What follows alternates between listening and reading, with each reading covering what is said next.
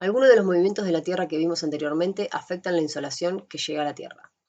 ¿Qué es la insolación? Acá tenemos tres definiciones para distintos autores. Todos hablan de la recepción o entrada de la energía del planeta al planeta. Fíjense que hablan de flujo de radiación entrante, la radiación que alcanza la superficie horizontal, energía radiante recibida del Sol. Entonces entra energía radiante del Sol y sale energía reflejada y emitida por la Tierra. Si tomamos a esto como un sistema abierto, lo que pasa dentro de este sistema lo vamos a ver en el tema 4. Acá tenemos otra definición que es la del Meteo France. La insolación es en sentido meteorológico la exposición de un objeto a la radiación solar directa. Esta exposición se revela por la presencia de sombras claramente dibujadas. Se considera que la producción de tales sombras es posible cuando la iluminación a ese objeto tiene un valor no menor o al menos de 120 watts por metro cuadrado. Bien, entonces tenemos una energía que entra al sistema Tierra. ¿De qué depende esa insolación recibida? En un punto determinado de la superficie, la insolación va a depender de tres factores. Del ángulo de incidencia de los rayos solares sobre la Tierra, la altura del Sol, la duración del día y la topografía de la superficie. Obviamente que si yo cambio el punto donde estoy observando, me van a cambiar el ángulo de incidencia, la duración del día y en algún caso, la topografía. Entonces, la altura solar. La insolación depende del ángulo de incidencia de los rayos solares sobre la superficie terrestre.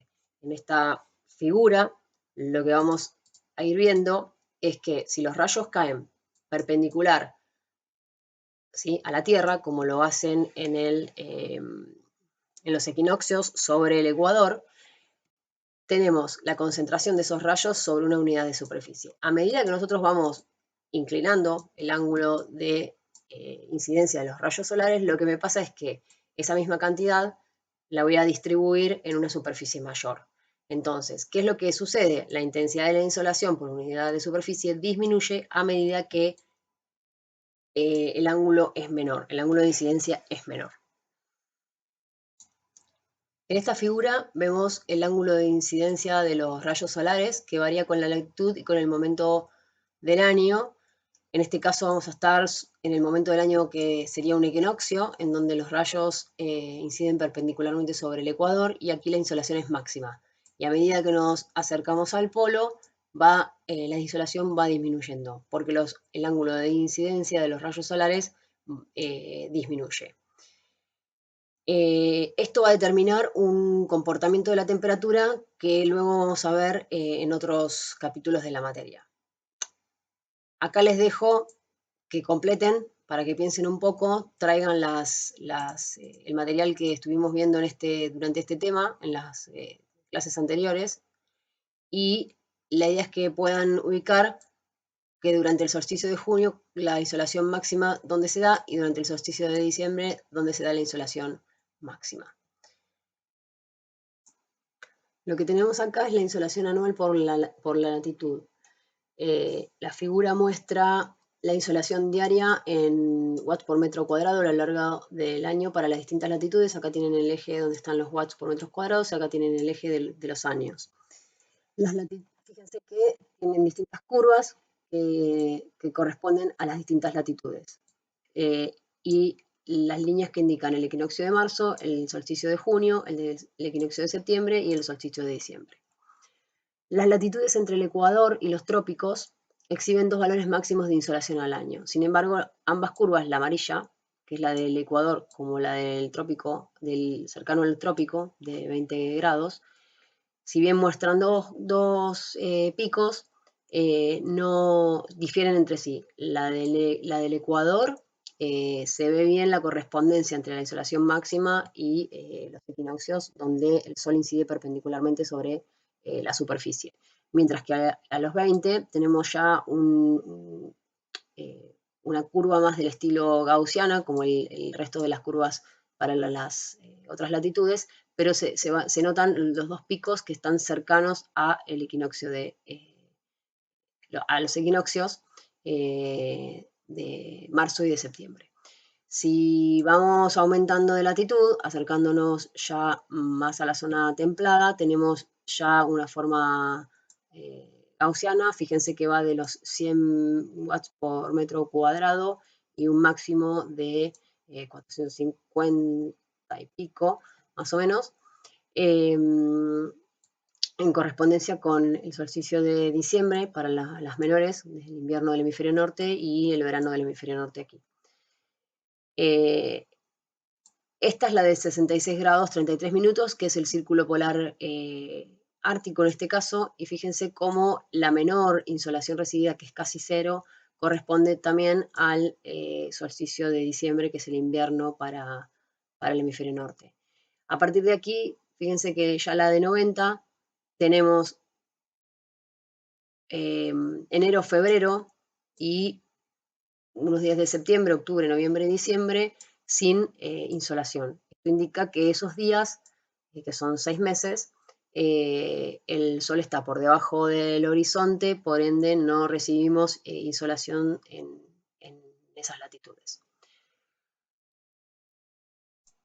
¿Cómo afecta la latitud a la insolación anual? En esta figura vemos la latitud con la insolación anual en watts por metro cuadrado y vemos el eje inclinado de la Tierra, o sea, la insolación que se da teniendo el eje inclinado y la insolación que podría darse si el eje estuviera perpendicular. En este caso, tenemos una insolación agregada debido a la inclinación del eje en las zonas polares y una insolación reducida debido a la inclinación del eje en las zonas tropicales o intertropicales. Podemos ver que la insolación anual varía suavemente desde el ecuador a lo que sería el polo. Y es mayor en, obviamente, latitudes más bajas. Tenemos valores de 400 y en esta zona tenemos valores que nos llegan a los 200 watts por metro cuadrado.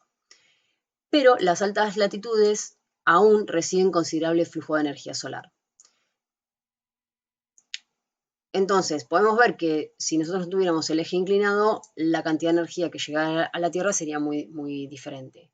Entonces, la inclinación redistribuye una porción significativa de esa insolación entre regiones ecuatoriales y las regiones polares.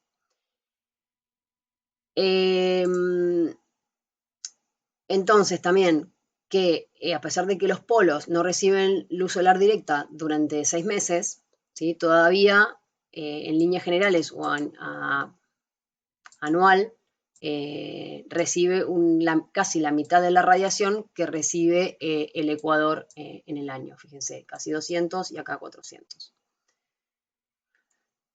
Bien, pasamos a lo que sería el punto B del principio de los 3 factores que afectaban la insolación, que es la duración del día. En este caso vemos ya una figura repetida, que es el movimiento aparente del Sol, ¿sí? El sentido de rotación de la Tierra que va de oeste a este, y la salida del Sol, el mediodía, hasta la puesta del Sol. Entonces, tenemos algunas preguntas para responder, que me las van a responder ustedes. ¿Los días duran lo mismo en cualquier punto del globo? En un mismo punto del globo, ¿los días duran lo mismo a lo largo del año? ¿Qué me dicen? Bueno, anoten, si tienen un ratito, pausen el video y anoten a ver qué es lo que opinan y después cuando terminen de escuchar el video, corroboren si lo que estaban pensando está bien o si aprendieron algo nuevo. La duración del día. Ya pasamos al segundo factor que afectaba la radiación. La duración del día depende de la declinación solar, ¿sí? Acuérdense, la latitud del punto subsolar a lo largo del año, lo vimos con el movimiento de traslación, o sea, es donde está incidiendo perpendicularmente sobre la superficie en ese día, y va a depender de la latitud. Fíjense que la declinación solar les dejé, si bien nosotros habíamos visto un gráfico que iba de trópico a trópico pasando por el Ecuador, acá tienen la fórmula Esta fórmula se llama ecuación de Cooper. Hay otras fórmulas para declinación solar. Y el n significa, es el día juliano. Entonces, les dejo acá, nosotros no vamos solamente a modo informativo, les dejo acá una página de la web en donde calcular el día juliano, y les dejo también, por si a alguno le interesa, la calculadora solar del NOAA, donde podemos calcular la declinación solar. Bien, entonces, la duración del día depende de estos dos factores, la declinación y la latitud. Entonces, ¿en qué momento del año estoy y dónde estoy? Y empezamos con lo que es la esfera celeste. Cada punto en el cielo corresponde a un punto particular de la esfera. Los equinoccios y los solsticios ocurren cuando el Sol se encuentra en determinados puntos de la esfera, lo mismo que para el resto de los días. Siempre acuérdense de que los solsticios y los equinoccios van a ser nuestras fechas de referencia. Si ustedes vieron el video que les dejé en el Moodle en relación a lo que es la eclíptica, vieron que a lo último la Tierra parecía como que la pusieran el eje derecho, y el plano de la eclíptica, donde rotamos alrededor del Sol, queda inclinado. Esta es la misma figura, se mantiene en los 23 grados respecto al ecuador celeste, ¿sí? Y acá tenemos las distintas fechas del año en el que suceden los dos solsticios, con la posición más alta para el solsticio de junio, para el hemisferio norte, y los dos equinoccios, ¿sí?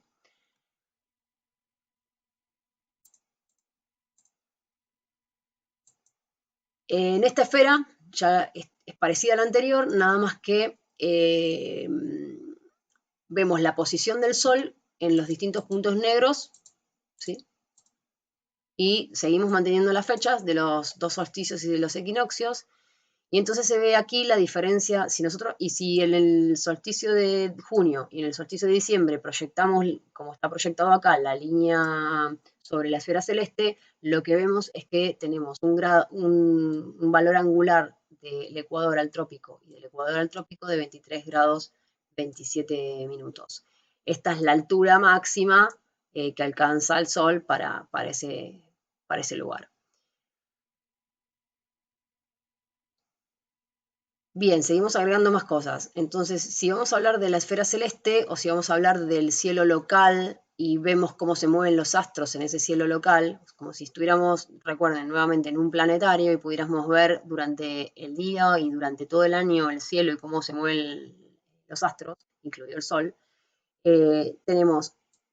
vamos a tener el meridiano del mediodía, que es el meridiano en donde el Sol alcanza su punto máximo. Vamos a tener, en relación a la persona o en relación al lugar de la superficie, el cenit, que es una altura de 90, y luego vamos a tener la altitud del Sol, que va a depender del día y de la latitud, y los puntos cardinales.